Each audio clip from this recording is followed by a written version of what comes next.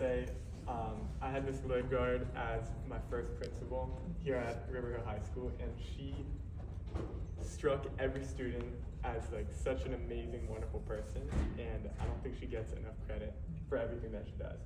So I have a few thoughts about like coming to this event, being invited here, about some of the things I've noticed and some of the things that we can look and criticize and learn from within our community. So I want to talk about something that many people learn long before they realize why they do. And it begins the moment someone looks around the room and wonders if they can show who they truly are, or if they should hide parts of themselves to be accepted. I recently watched one of my closest friends navigate this reality.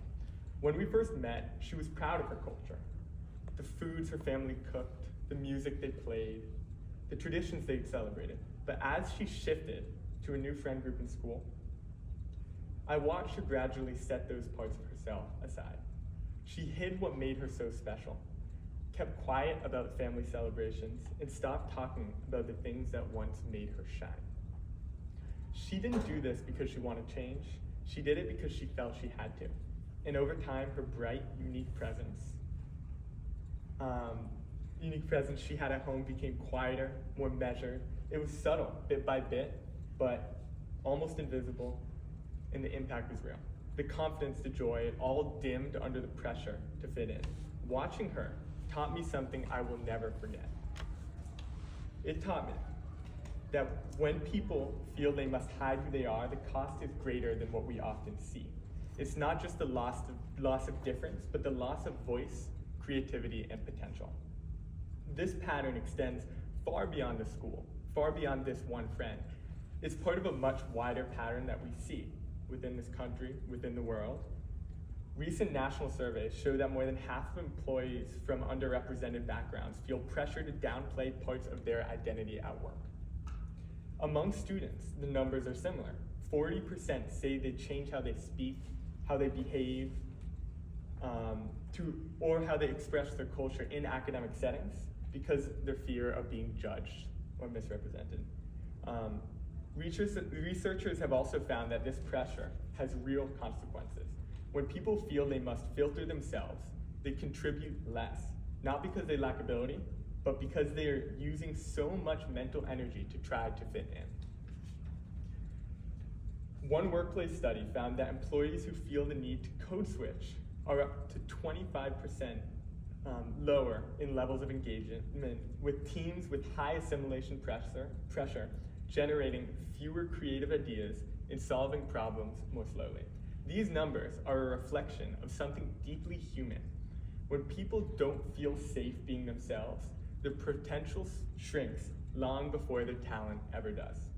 For generations, people have been told, explicitly or not, that success requires compromise, speaking the right way, dressing the right way, expressing themselves the right way, celebrating culture quietly, fitting expectations, conforming. And in doing so, society loses something irreplaceable. It loses the perspectives, the ideas, the energy that emerge only when people are fully themselves. The consequences are felt in every space where innovation matters. Organizations and businesses often say they want new ideas, yet are often reward conformity over authenticity.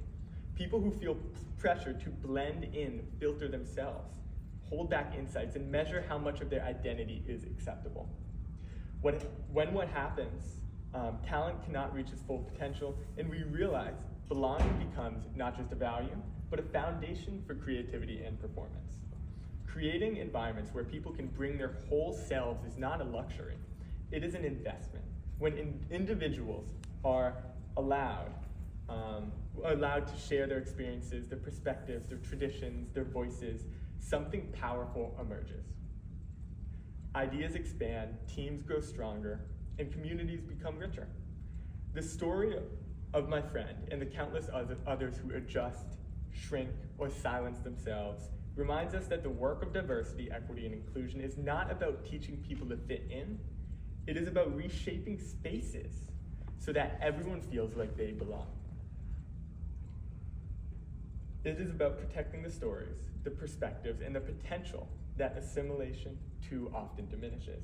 If we build spaces that welcome diversity instead of demanding conformity, the future will be shaped by voices that were once quiet, but ideas that were once hidden, and by people that were finally allowed to stand fully in who they are.